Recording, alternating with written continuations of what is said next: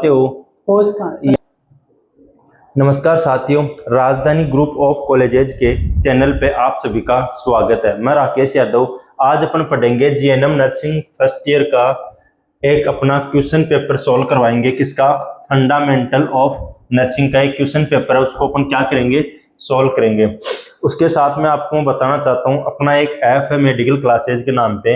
यहाँ पे आपको बीएससी नर्सिंग, जीएनएम, फार्मेसी और पैरामेडिकल के जितने भी कोर्स है वो आपको मिल जाएंगे यहाँ पे अवेलेबल। अगर आपको चाहिए तो आप यहाँ से परचेज कर सकते हो। अगर आपको एडमिशन चाहिए बीएससी नर्सिंग, जीएनएम, फार्मेसी और पैरामेडिकल में, जैसे DMLT, DRT, OT, cath lab, ECG, तो भी आप यहाँ पे संपर्क कर सकते हो। इसके साथ में अपन बाद में देखते हैं भी जीएनएम नर्सिंग का जो पेपर है फंडामेंटल ऑफ नर्सिंग का, उसको सोल्व करते हैं कि उसमें कौन कौन से क्वेश्चन आते हैं और कौन कौन से अपने को आंसर करने हैं। उस हिसाब से अपन ने ये एक फॉर्मेट तैयार किया है, तो अपन इसमें देखते हैं। सबसे पहले है सब्जेक्ट आपका फंडामेंटल ऑफ नर्सिंग। कौन सा? Fundamental of nursing. सबसे पहले आएगा आपका सेक्शन ए। सेक्शन एन में क्या आने वाले हैं? जो ऑब्जेक्टिव आने वाले हैं आपके। कौन से? जो ऑब्जेक्टिव क्वेश्चन है वो आने वाले हैं सेक्शन ए में। तो जो फर्स्ट क्वेश्चन है वो है सिलेक्ट द राइट आंसर, कि कौन सा सही आंसर को क्या करो? सिलेक्ट करो। Each question carry 1 mark. एक क्वेश्चन कितने नंबर का है? 1 नंबर का। तो फर्स्ट क्वेश्चन है which of the following regulate the body temperature, कि अपनी बॉडी में जो टेम्परेचर है उसको कौन रेगुलेट करता है? तो कौन करता है? हाइपोथैलेमस। ये इसका सही आंसर होगा कि which of the following regulate of the temperature, कि अपनी बॉडी में टेम्परेचर या अपनी बॉडी का टेम्परेचर कौन रेगुलेट करता है? तो कौन करता है? हाइपोथैलेमस। ये आपका फर्स्ट क्वेश्चन। उसके बाद में है सेकंड क्वेश्चन, अपन देखते हैं the pulse beats are miss at a regulate material. तो फर्स्ट क्वेश्चन में क्या आएगा? हाइपोथैलेमस आएगा, कि अपनी बॉडी के जो टेम्परेचर है उसको कौन रेगुलेट करता है? तो कौन करता है? हाइपोथैलेमस। सेकंड क्वेश्चन है अपना the pulse beat are miss at a regular interval is, कि अपनी जो बीट है उनको कौन, पल्स बीट उनको कौन मिस करता है रेगुलर इंटरवल्स में? तो कौन करता है? Intermittent pulse. कौन करता है? Intermittent pulse. कि the pulse beats are miss at a regular interval is, तो कौन करता है? Intermittent pulse. ये आपका सेकंड क्वेश्चन। एक एक नंबर के आपके क्वेश्चन है। फिर थर्ड क्वेश्चन आपका amount of medicine that can be injected into gluteal muscles is, कि कितनी मात्रा देंगे अपन मेडिसिन की जो क्या करे? ग्लूटियल मसल्स पे काम करे। तो कितने देंगे? Up to 5 ml। 5 ml से ज्यादा 5 ml देंगे अपन। कितने ml देंगे? 5 ml मेडिसिन अपन इंजेक्ट करेंगे ग्लूटियल मसल्स के लिए। ये आपके 3 क्वेश्चन थे। कितने थे नंबर के? एक एक नंबर के। ठीक है, उसके आगे देखते हैं अपन उसके आगे ब्लैंक बनने हैं। फिल इन द ब्लैंक्स, की जो ये ब्लैंक्स हैं ये bro. Bacteria responsible for dental caries is, कि कौन सा बैक्टीरिया जिम्मेदार है डेंटल कैरीज के लिए? अपने डेंटल के लिए कौन सा जो बैक्टीरिया है वो जिम्मेदार है, रेस्पॉन्सिबल है, जवाबदार है? कौन है? Streptococcus mutans. Streptococcus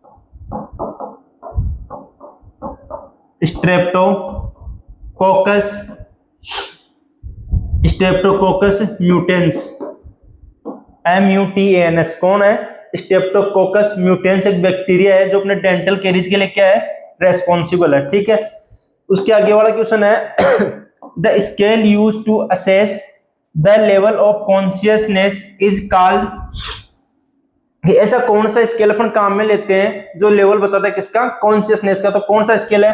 Glasgow coma scale. Glasgow coma scale जो कह रहे हैं GCS। कौन सा? GCS, Glasgow coma scale.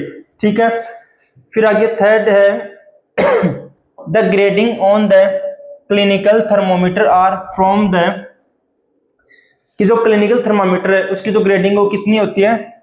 35 degree centigrade से 42 डिग्री, 35 टू 42 डिग्री सेंटीग्रेड। ठीक है, और लास्ट क्वेश्चन आपका ऑब्जेक्टिव में, इनमें वन लाइनर में ब्लैंक्स में, suctioning from lungs shallow should not be more than seconds, कि सक्शनिंग करते हैं हम लंग्स में तो कितनी सेकंड होनी चाहिए? 10 से 15 सेकंड, मोर देन 10 से 15 सेकंड से ज्यादा, ये सक्शनिंग का टाइम होता है। ठीक है,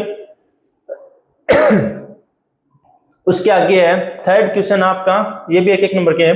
राइट ट्रू और false against the below given statements, कि ये जो लाइनें हैं, स्टेटमेंट यानी कि जो ये लाइनें हैं, इनके आगे आप बताओ कि ये सही है या गलत है। ठीक है, कि स्टेटमेंट यानी ये जो लाइनें हैं, इनमें से कौन सी लाइन गलत है और कौन सी सही है। Difficult in breathing is called एपिनिया, गलत है, कि अपने क्या नहीं हो रहा, ब्रीथ नहीं मिल रही, श्वास नहीं मिल रहा, डिफिकल्ट कठिनाई हो रही है, तो उसे क्या कहते हैं? एपिनिया कहते हैं, नहीं कहते, गलत है, रॉन्ग, फॉल्स। सेकंड है haematuria means blood in the stool, ये भी गलत है। हिमेचूरिया क्या होता है? यूरिन होता है, यूरिन का बाहर आना, यूरिन एक्सक्रीशन। तो इसमें क्या था? Haematuria means blood in the stool, की स्टूल में क्या होना? ब्लड का एक्सक्रीट होना है, स्टूल में ब्लीडिंग होना, वो क्या होता है? हिमेचूरिया होता है। तो ये नहीं होता, ये गलत लाइन, तो क्या फॉल्स आएगा इसमें। मैकिंटोश इज गिवन सबक्यूटेनियसली, ये भी गलत है। मैकिंटोश क्या होता है? मैकिंटोश ओरली देते हैं अपन,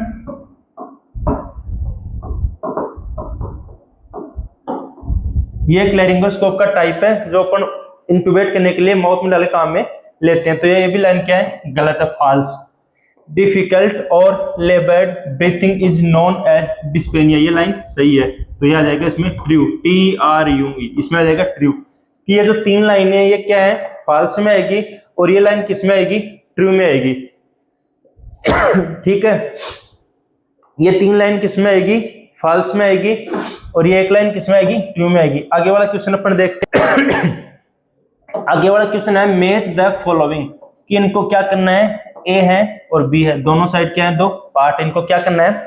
मैच करना है कि कौन से के साथ में कौन सा सही बैठेगा। सबसे इजी क्वेश्चन यही है। तो सबसे पहले अपन देखते हैं आपको क्या क्या चीज आती है कि स्पिग्नोमेनोमीटर क्या होता है।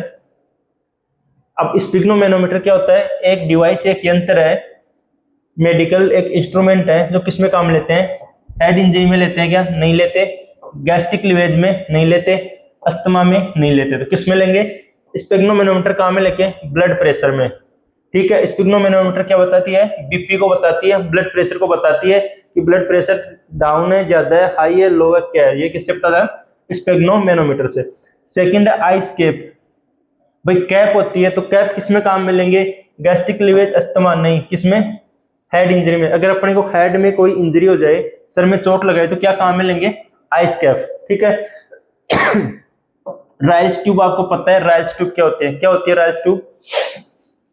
राइल्स ट्यूब काम में लेंगे अपन गैस्ट्रिक लीवेज में, कि अपन फूड वगैरह डालने के लिए ये जो ट्यूब है वो काम में लेते हैं, राइल्स ट्यूब या NG tube.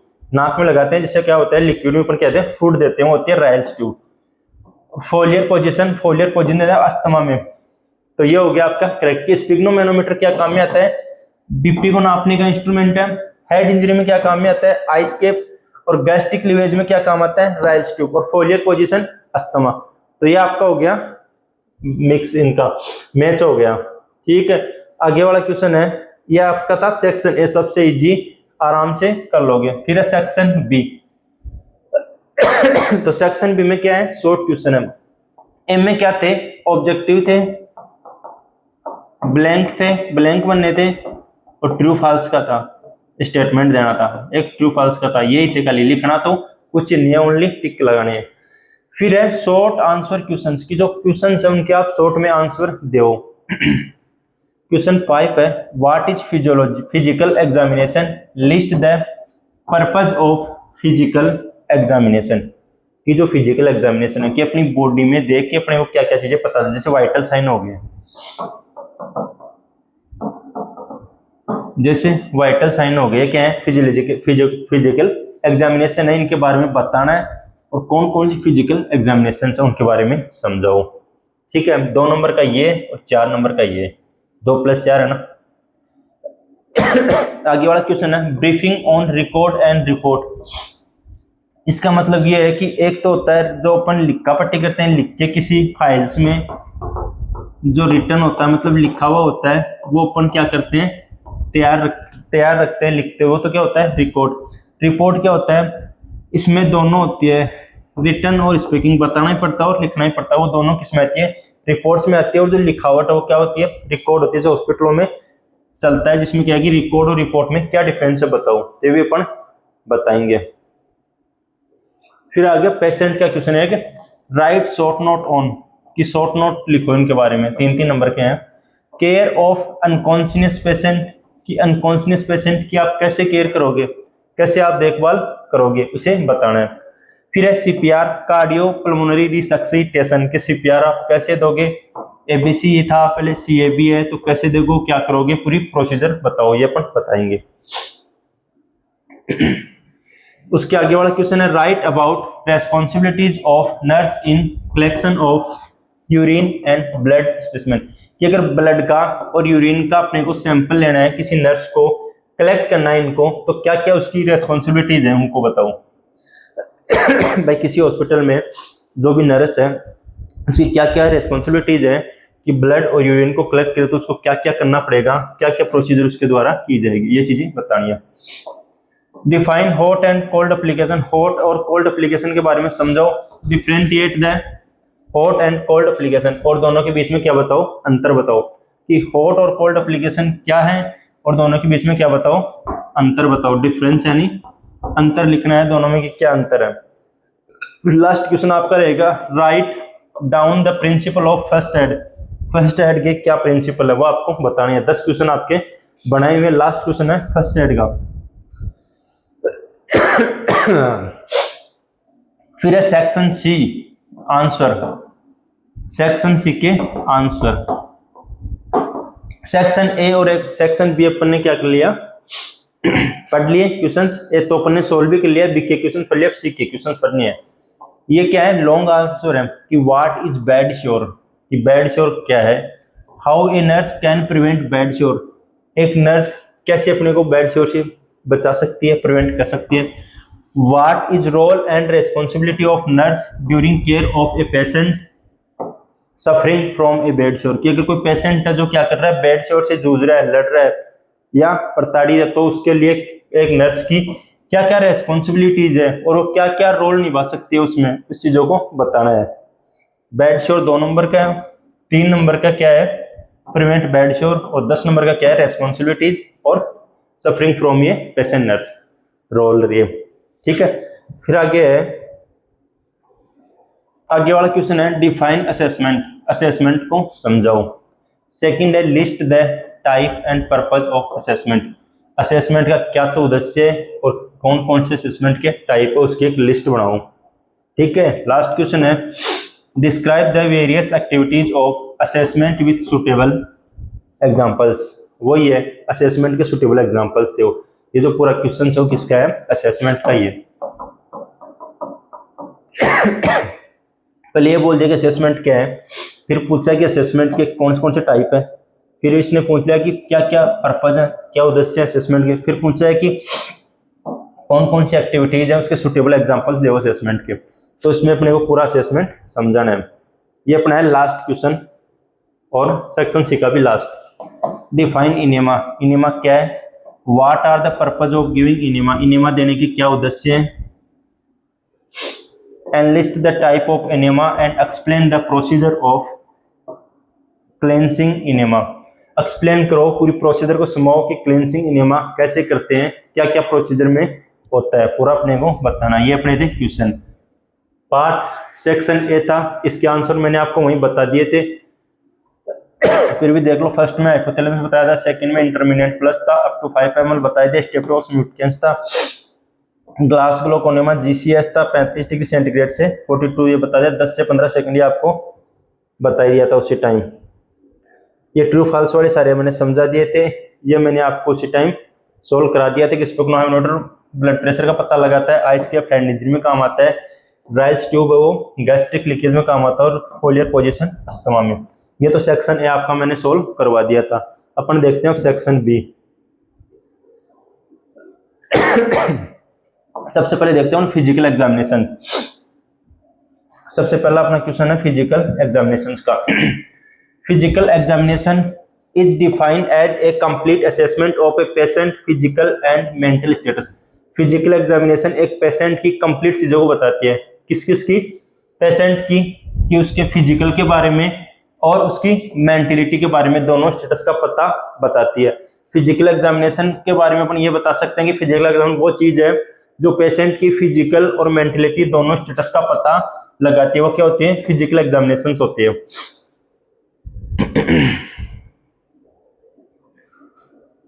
Running a routine physical, your doctor can also check vitals including weight, heart rate and blood pressure। कि क्या क्या फिजिकल एग्जामिनेशन में टेस्ट चीजें होती है, क्या है routine physical. Your doctors can also check, क्या क्या चेक करता है? वाइटल साइन चेक करता है, अपना वेट यानी वजन चेक करता है, अपनी हार्ट रेट चेक करता है और ब्लड प्रेशर अपनी बीपी चेक करता है। ये क्या है? फिजिकल एग्जामिनेशन है। पर्पज क्या है फिजिकल एग्जामिनेशंस के, कि क्या उद्देश्य है फिजिकल एग्जामिनेशंस के? तो to understand the physical and mental well being of the clients, कि अपने वो पेशेंट या क्लाइंट्स को समझाना है कि वो फिजिकली और मेंटली क्या है, बहुत अच्छा है या ठीक है। To detect disease in its early stage, अगर कोई भी उसकी डिजीज है तो उसको जल्दी क्या कर देना है? डायग्नोज करना या डिटेक्ट कर देना, बता देना है। फिर है to contribute to the medical research, उसको क्या करना है कि मेडिकल रिसर्च वगैरह के बारे में बताना, उनको योगदान देना है। अगर उसकी डिजीज है तो उसको जागरूक करना है, उसको बताना है। To determine the cause and extent of the disease, कि कोई भी चीज है, कोई भी डिजीज है, वो क्या होती है? कोई भी बैक्टीरिया है, कोई भी वायरस है, क्या करता है? उसका कॉज करता है। तो उसको उसका बारे में पूरी जो फॉर्मेशन है, पूरी जो उसके बारे में उसको सब कुछ बताना है अपने को। To obtain baseline data about the client's functional abilities, to understand the changes in the condition of disease, any improvement or repression। कि किसी भी कंडीशन में पेशेंट को अपने को सबसे पहले उसको मेडिसिन वगैरह जैसे दे दी, फिर उसको क्या करना है? वो काम कर रहा है कि नहीं कर रहा, फंक्शन एबिलिटीज के बारे में पता लगाना है, उसकी डिजीज की कंडीशन देखनी है कि उसमें चेंजमेंट आया कि नहीं आया, कौन सी कंडीशन में उसकी डिजीज है, उसमें इंप्रूवमेंट हुआ कि नहीं हुआ। वो अपनी किसकी जिम्मेदारी हो? नर्स की या फिर मेडिकल स्टाफ की जिम्मेदारी है। To monitor the status of a previous identified problems, क्या करना है? सबसे पहले उसके मॉनिटर से उसके स्टेटस का पता लगाना है, उसकी जो पहले की हिस्ट्री है उसको खोजना है और प्रॉब्लम्स का पता लगाना है कि क्या दिक्कत है पेशेंट में, क्या हो रहा है। Evaluating the effectiveness of health care plan, और उसके आगे वाले प्लान्स के बारे में समझाना है। ठीक है। उसके बाद में है क्वेश्चन नंबर 6, और क्वेश्चन नंबर 6 का आंसर है कि रिकॉर्ड और रिपोर्ट क्या है, उन दोनों में क्या समझाना था? डिफरेंस समझाना था अपने को। क्या समझाना था? डिफरेंस समझाना था। तो अपन देखते हैं, रिकॉर्ड मैंने भी बताया था कि कोई भी इंफॉर्मेशन होती है हॉस्पिटल में रिटर्न के रूप में, वो क्या होता है? रिकॉर्ड होता है। और रिपोर्ट में क्या होता है कि वो लिखी हुई भी होती है और डेली रूटीन में चलती होती है, और अपनी जो स्पीकिंग का लैंग्वेज वो भी क्या होती है? रिपोर्ट्स में, दोनों इंक्लूड होती है। तो फर्स्ट तो क्या है कि कोई भी इंफॉर्मेशन या डिटेल हॉस्पिटल में होती है, उनको क्या करना है? संग्रहित करना, कलेक्ट करना, क्या होता है? रिकॉर्ड होता है। ये क्या होता है? एक्सचेंज रिपोर्ट्स एक्सचेंज होती रहती है। ये क्या है? डिटेल फिक्स है the care of the hospital. Second line में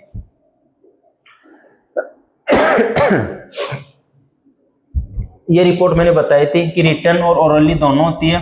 इसमें ओनली क्या होती है? रिटर्न होती है। इसमें लिख रखा होगा या तो ये अभी आ जाएगा कि ये ओनली क्या होती है? रिटर्न होती है, लिखी हुई होती है। इसमें रिटर्न और ओरली दोनों इंक्लूड है। रिपोर्ट से काम में ली जाती है रिटर्न डेली, वीकली, मंथली और ईयरली, कैसे भी अपने को डाटा मेंटेन करना होता है, जैसे भी आप करना चाहो। इसमें हेल्थ रिकॉर्ड हो गया और मेडिकल रिकॉर्ड हो गया। ठीक है, ये दोनों इंक्लूड है। इसमें क्या होता है? जैसे मेडिकल इंश्योरेंस क्लेम्स हो गए, एजुकेशन और रिसर्च फॉलो हो गए, उनको क्या करते हैं? लिखा जाता है या डाटा को नोट किया जाता है। इसमें क्या है? कोई भी डिसीजन लेना है उसके बारे में, उस जैसे ऑपरेशन है, सर्जरी हो, तो उससे पहले जो असेसमेंट होता है, जो भी प्रिस्क्रिप्शन है वो इनमें लिए जाते हैं। फाइल टाइप रजिस्टर हो गए या कोई भी हेल्थ रिपोर्ट हो गया, H1 हो गया, जो भी है। जैसे examples family record, nursing record, clinical record और एलिजिबल कपल रिवॉर्ड्स। ठीक है। और इनमें क्या हो गया, कॉन्जुक्टाइनल रिपोर्ट्स, ये इनके एग्जाम्पल। यहाँ पढ़ लेना रिकॉर्ड और रिपोर्ट में अंतर। ये आपका आपके ऊपर बेसिक एक क्वेश्चन है कि केयर ऑफ अनकॉन्शियस पेशेंट की, अनकॉन्शियस पेशेंट की आप केयर कैसे करोगे। ये क्वेश्चन आप खुद के साइड से पढ़ सकते हो, जैसे आप खुद लिखना चाहो वो आपकी लैंग्वेज भी हो सकती है, इसमें कोई ये नहीं है कि यही लिखना जरूरी है। इसमें तो ये देखा कोई भी अनकॉन्शियस पेशेंट है तो सबसे पहले अपन उसका एयरवे, ब्रीथिंग और सर्कुलेशन को क्या करते हैं, चेक करते हैं। Airway management and breathing check करते हैं। Protect the airway, place the सही जगह पे क्या लगाना चाहिए, एयरवे होना चाहिए। एयरवे नहीं मिल रहा है तो उसको अपन सीपीआर देंगे, मेंटेन करेंगे। एयरवे क्या होना चाहिए, क्लियर होना चाहिए।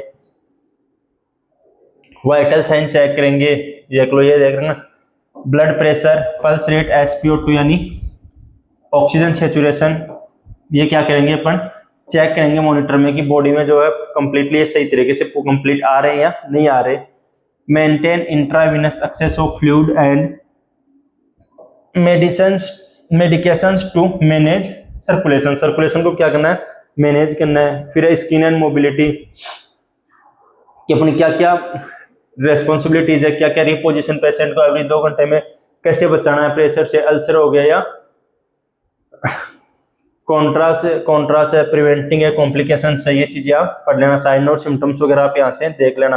फैमिली सपोर्ट भी जरूरी है, जैसे provide support and information to the patient की पूरी सपोर्ट होना चाहिए फैमिली का, पूरी जो इन्फॉर्मेशन हो पेशेंट को और फैमिली वालों को पता होनी चाहिए कौन से क्या कंडीशन है क्या नहीं है, सब कुछ अपने को बतानी है। फिर है CPR, cardio pulmonary resuscitation. It is also known as a way of artificial breathing. यह क्या एक माध्यम है, एक रास्ता है इसका आर्टिफिशियल ब्रीथिंग का, कि अपन खुद क्या कर सकते हैं, पेशेंट को ब्रीथ दे सकते हैं, श्वास दे सकते हैं। ये खुद जब पेशेंट क्या कर दे, खुद श्वास लेना बंद कर दे या ब्रीथ लेना बंद कर दे तो अपन क्या करेंगे, उसको ब्रीथ देंगे या श्वास देंगे। ये क्या है, इसे क्या कहते हैं अपन, CPR कहते हैं, आर्टिफिशियल तरीका है। डेफिनेशन है, CPR is artificial ventilation and maintain blood circulation. CPR क्या है, एक कृत्रिम वेंटिलेशन है कि एक कृत्रिम उपाय है जिससे अपन ब्रीथ देते हैं पेशेंट को, जो क्या करता है, ब्लड सर्कुलेशन को क्या करता है, मेंटेन करता है। कि भाई ब्रीथ, श्वास रुक जाएगी तो अपना ब्लड सर्कुलेशन रुक जाएगा, और ब्लड सर्कुलेशन रुक जाएगा तो क्या हो जाएगा, सब कुछ ही रुक जाएगा, अपना हार्ट काम करना बंद। श्वास नहीं जाएगी तो ऑक्सीजन CO2 नहीं जाएगी, जिससे अपना ब्लड सर्कुलेशन रुकेगा, हार्ट रुकेगा तो अपने क्या हो जाएंगे, हार्ट अटैक आ जाएगा। जिससे ये क्या करता है, ब्लड सर्कुलेशन को बनाए रखता है, मेंटेन करता है। तभी अपन क्या देते हैं, CPR देते हैं। क्या क्या इसके कारण है, तो इसमें सीधी सी बात है डिजीज होंगे हार्ट से संबंधित, कि कॉन्जुगेटिव हार्ट फेलियर, अगर हार्ट फेल हो गया तो कार्डियोमायोपैथी, ये भी हार्ट की, कोरोनरी हार्ट डिजीज, हार्ट की अगर कोई भी डिजीज रहती है तो उसमें अपन CPR ही देते हैं इमरजेंसी में। साइन ऑफ कार्डिक अरेस्ट, की कार्डिक अरेस्ट होने के क्या क्या साइन है, क्या क्या सिम्टम्स है, क्या क्या संकेत है, ये आप यहाँ से पढ़ लेना कि कार्डिक अरेस्ट होने के क्या क्या साइन है, क्या क्या सिम्टम्स है।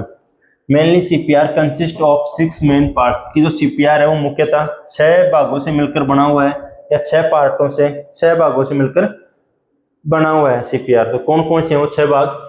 M का मतलब होता है एयरवे, B का मतलब होता है ब्रीथिंग, C का मतलब होता है सर्कुलेशन, D का मतलब होता है डर्क या डिफिब्रिलेशन, E का मतलब होता है एंडोट्रेकियल इंट्यूबेशन, और F का मतलब होता है फ्लूइड।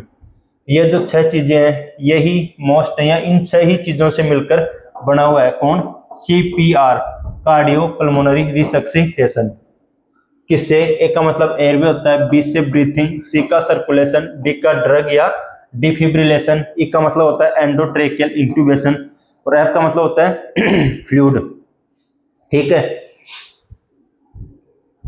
ये देख लो, मेनली चेस्ट कंप्रेशन करते हैं अपन CPR में, तो कितना करते हैं, जो रेट होती है कितनी होती है, 100 से 120 पर मिनट। ये जो CPR में अपन जो कंप्रेस करते हैं वो कंप्रेस की रेट कितनी होती है, 1 मिनट में 100 से 120 बार। ठीक है, और 5 से 6 सेंटीमीटर क्या करते हैं एडल्ट में, यानी 2 से 2.4 इंच एडल्ट में क्या करते हैं अपन दबाते हैं, 2 से 2.4 इंच एडल्ट में क्या करते हैं, कंप्रेस करते हैं अंदर की तरफ, जो क्या करता है, ब्लड को सर्कुलेट करवाता है, तुरंत रूप से इफेक्ट करता है उस चीज को। ऑटोमेटेड एक्सटर्नल डिफिब्रिलेशन AED, ये क्या है? डिफिब्रिलेशन है।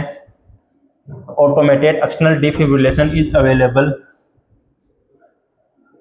Is evaluate, it should be used as quickly as possible to deliver an electrical shock। ये इलेक्ट्रिकल शॉक देने के लिए, जब अपना कार्डियक रुक जाए या हार्ट रुक जाए, उसको इलेक्ट्रिक शॉक देने में सबसे पहले क्या करें? AED अब उपकरण है, एक डिफिब्रिलेटर का एक टाइप है, डिफिब है, जो अपन इलेक्ट्रिक शॉक देने के काम में लेते हैं। ठीक है, फिर आगे आ गया नर्सिंग रोल, कि नर्सिंग का क्या क्या रोल है वो बताओ मैं। नर्सिंग का क्या क्या रोल है? तो सबको पता है अपने को कि हॉस्पिटल में क्या क्या रोल है, क्या नहीं है, सब पता है, सब जानते हो। आप यहाँ से देखना कि नर्स क्या क्या करती है। फर्स्ट तो उसका क्या रिस्पॉन्सिबिलिटी, कार्डियक है तो इमरजेंसी में हॉस्पिटल में क्या करना है? उसको बैठा देना है। बाद में क्या करना है? Open the person airway using technique like head tilt and chin left manoeuvre. फिर उसको क्या करना है?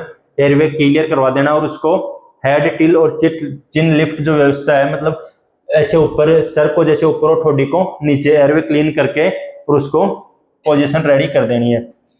फिर provide effective rescue breath ensuring a good seal and adequate chest rise. फिर क्या कर देना है? उसको रेडी रखना है ब्रीथ के लिए, एक अच्छा उसको जो है प्रॉपर इलाज देना है, उसको चेस्ट अराइज कर देना है और एकदम रेडी रखना है पेशेंट को। Monitor the patient response to CPR and make adjustment as needed. Monitor में क्या करना है? पेशेंट को रेस्पॉन्स करना है CPR के लिए और तैयार रखना है, एडजस्टमेंट करना है, किसी जरूरत है तो CPR की उसको CPR दे देना है। ठीक है, उसके आगे वाला क्वेश्चन था nursing responsibility in urine and blood specimen collection, right patient identification.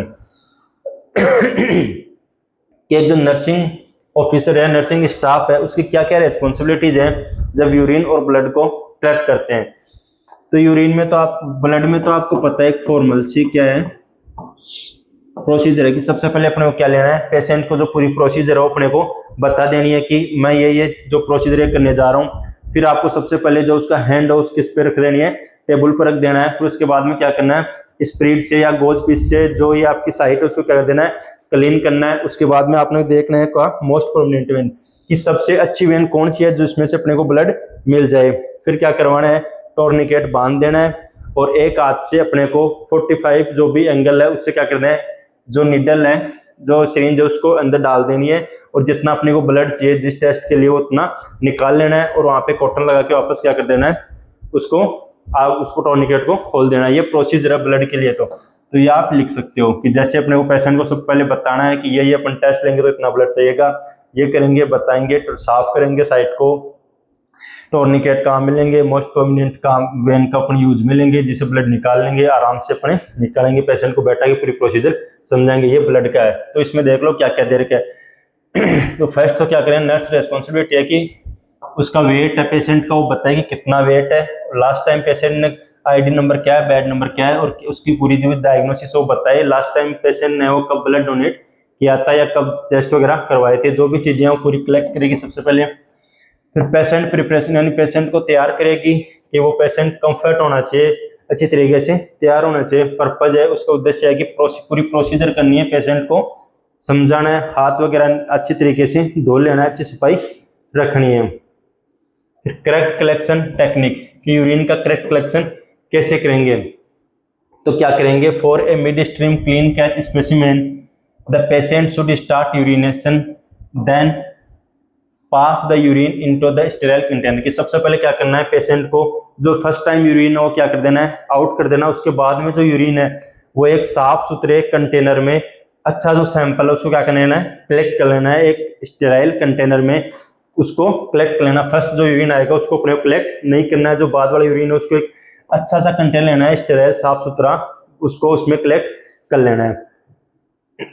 Blood का ये है कि follow strict aseptic technique, use correct collection devices and handle sharps safely to prevent injury and contamination. ये इसमें शॉर्ट में बता रखा है, मैंने बता दिया कि सबसे पहले जो पेशेंट को पूरी प्रोसीजर बतानी है टेक्निक को, उसके बाद में अपने को जो उस साइड को साफ करनी है, मोस्ट प्रोमिनेंट वेन चुननी है, उसके बाद में अपने को क्या करना है? जितना ब्लड चाहिए उतना निकालना है टोर्निकेट वगैरह यूज करके। लेबलिंग करेंगे, वो ये कि स्पेसिमेन में लेबलिंग करेंगे कि data, man data, time, collection, any other requirement की क्या क्या चीजें अपने को चाहिए, कि कहाँ पे दिया, कौन सी जगह, कंटेनर कैसा क्या था, क्या स्पेसिमेन है, कलेक्शन, पूरी डिटेल अपन चढ़ाएंगे। टाइमली ट्रांसपोर्ट यानी टाइम से उसको ट्रांसपोर्ट के द्वारा भेज दिया जाएगा, वो सबसे ज्यादा ध्यान रखना। Deliver the specimen to the laboratory as quickly as possible, refrigerating it necessary to maintain its integrity, कि जो भी अपन ने सैंपल लिया उसको टाइमली क्या कर देना है, पहुंचा देना है लैब पे, टेस्ट के लिए उसको जल्दी से भेज देना है। तभी क्या होगा, उसकी जो भी उसके रिजल्ट आएंगे वो क्या आएंगे, पॉजिटिव आएंगे, नहीं तो फिर नेगेटिव ही आएंगे। इंपॉर्टेंस ऑफ दिस रेस्पॉन्सिबिलिटीज, कि जो अपनी रेस्पॉन्सिबिलिटीज, अपनी जिम्मेदारियां हैं, उनका क्या क्या महत्व है। एक्यूरेसी यानी प्रॉपर टेक्निक होनी चाहिए, लेबलिंग वो सही होनी चाहिए। कलेक्टेड स्पेसिमेन इज एक्यूरेट, कि जो अपन सैंपल कलेक्शन कर रहे हैं वो सही होना चाहिए, एक्यूरेट होना चाहिए। और रिलायबल फॉर लेबोरेटरी एनालिसिस, और लेबोरेटरी में जो एक्यूरेसी वो भी क्या होनी चाहिए, अच्छी होनी चाहिए, तभी अपना डाटा क्या होगा, अच्छा आएगा। कि लेबोरेटरी क्या होनी चाहिए, सही होनी चाहिए, अपन जो कलेक्ट किया सैंपल वो भी सही होना चाहिए, और लेबल वगैरह टेक्निक प्रॉपर होनी चाहिए, तभी अपना क्या होगा, सही तरीके से रिजल्ट आ पाएगा। इन्फेक्शन कंट्रोल, की जो इन्फेक्शन उसको भी कंट्रोल करना है, नहीं तो इन्फेक्शन फैलता रहेगा पेशेंटों में। Adherence to principle of infection control prevents the transmission of pathogens, कि जो भी पैथोजेंस हैं, कोई भी रोग कारक है, रोग जनक है, उनका क्या हो जाएगा, ट्रांसफर हो जाएगा, वो एक से दूसरे में फैलते रहेंगे, तो उनसे भी अपने को क्या करना है, बचना है। जो निडल है वो एक बार ही काम में लेनी है, बार बार काम में नहीं लेनी है। जो भी चीजें हैं हैंड हाइजीनिंग करे, ग्लव्स का यूज करे, जो भी चीजें वो सारी अपने को हाथ ध्यान रखना है। उसके बाद में है कि हॉट एप्लीकेशन और कोल्ड एप्लीकेशन में क्या डिफरेंस है। हॉट एप्लीकेशन और कोल्ड एप्लीकेशन, नोवा क्वेश्चन अपना। अगला क्वेश्चन था अपना हॉट एप्लीकेशन और कोल्ड एप्लीकेशन में डिफरेंस है। तो ये भी बहुत इजी है कि जो हॉट चीजें हैं वो और जो कोल्ड चीजें हैं, इन दोनों में क्या डिफरेंस है। तो अपन देखे एग्जांपल, देखो जैसे हॉट वाटर हो गया, बोटल्स हो गई, वार्म सॉफ्ट हो गए, कोई भी गर्म चीजें हो गई वो हो गई, गर्म पानी हो गया, और बोटल्स हो गई, ये किस में आते हैं, हॉट एप्लीकेशंस में आते हैं। और जैसे आइस पैक्स हो गए, कोल्ड हो गया, या कोई भी आइस कोलेट्स हो गए, वो किस में आते हैं, कोल्ड एप्लीकेशन में। तो यही इनमें डिफरेंस है। बाकी आप ये पढ़ लेना कि हॉट में क्या होता है कि जो ब्लड वेसल जो डायलेट हो जाती है, ब्लड प्रेशर इंक्रीज हो जाता है, उसमें क्या होता है, रिड्यूस होता है ब्लड प्रेशर, और ब्लड वेसल कॉन्स्ट्रिक्ट हो जाती है। ठीक है, ये इनमें डिफरेंस आप पढ़ लेना यहाँ से हॉट और कोल्ड में। यही है कि इसमें क्या करते हैं क्या नहीं करते हैं। जैसे इफेक्टेड ऑन टिश्यू, ये क्या करते हैं, टिश्यू को इफेक्ट करती है। ये क्या है, रिड्यूस मेटाबॉलिक एक्टिविटी है, जो एक्टिविटी है, जो उपापचय क्रिया उनको क्या करते हैं, रिड्यूस करती है, और को प्रोवाइड करवाती है न्यूट्रिएंट फॉर हीलिंग, और ये क्या करवाती है, पोटेंशियल फॉर टिश्यू डैमेज, ये टिश्यू डैमेज में काम में आती है। ये आप कर लेना है यहाँ से। ठीक है, उसके बाद में आगे वाला क्वेश्चन है सेक्शन सी।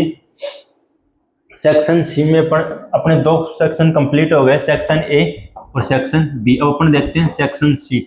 इसमें भी बहुत इजी क्वेश्चन है। बेड श्योर, बेड श्योर क्या होता है, bedsore also known as pressure ulcer and pressure injury, कि जैसे कोई भी चीज भी अपन प्रेशर देते हैं तो उससे जो इंजरी होती है वो क्या होता है, बेड श्योर होता है। प्रेशर इंजरी और प्रेशर अल्सर, इससे जो भी अपन प्रेशर देते हैं किसी चीज पे, वो भी जो इंजरी होता है तो बेड श्योर कहलाता है। देखना, a type of skin and tissue damage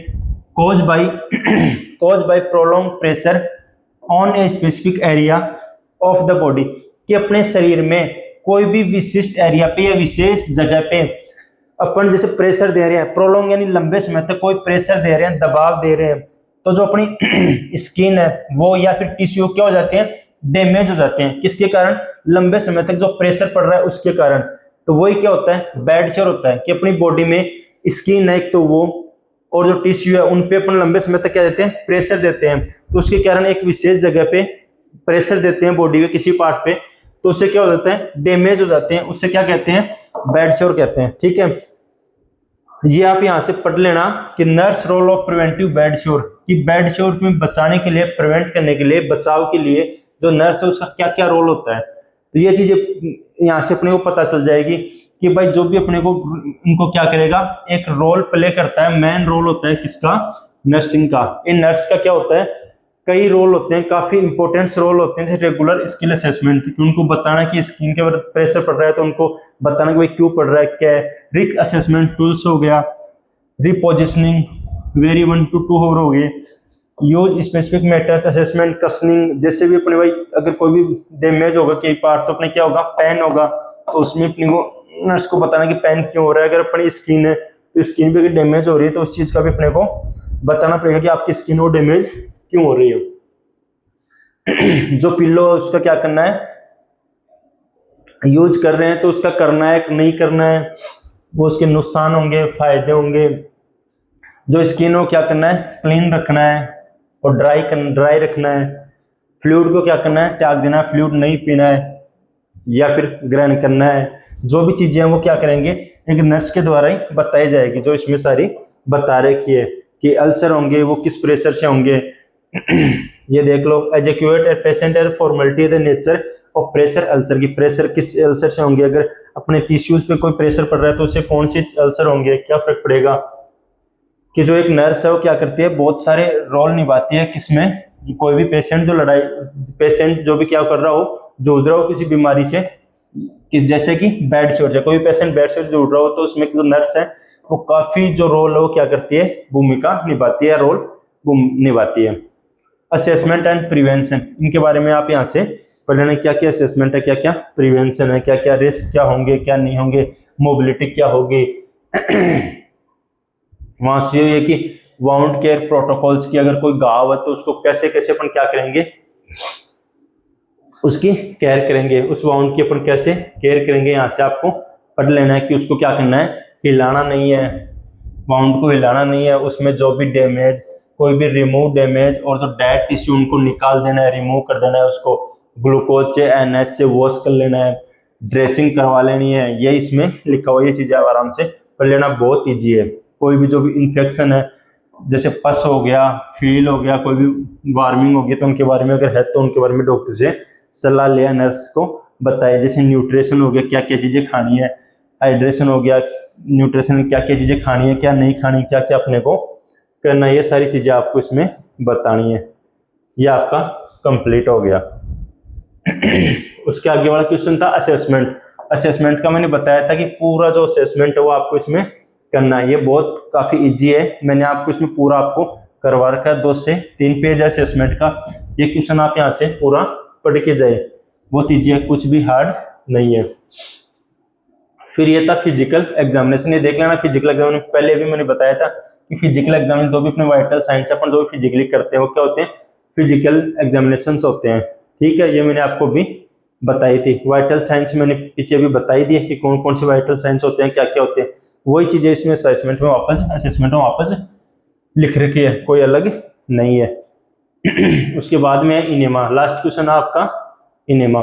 enema क्या होता है, enema is a introduction of fluid और gas into the lower bowel rectum और various medical purpose including cleaning the bowel before exams और surgery, relieving constipation administration.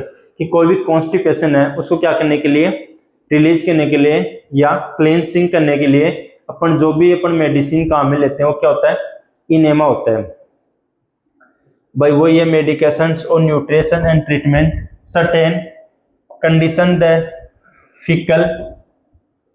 Fickle incontinence और gaseous distension.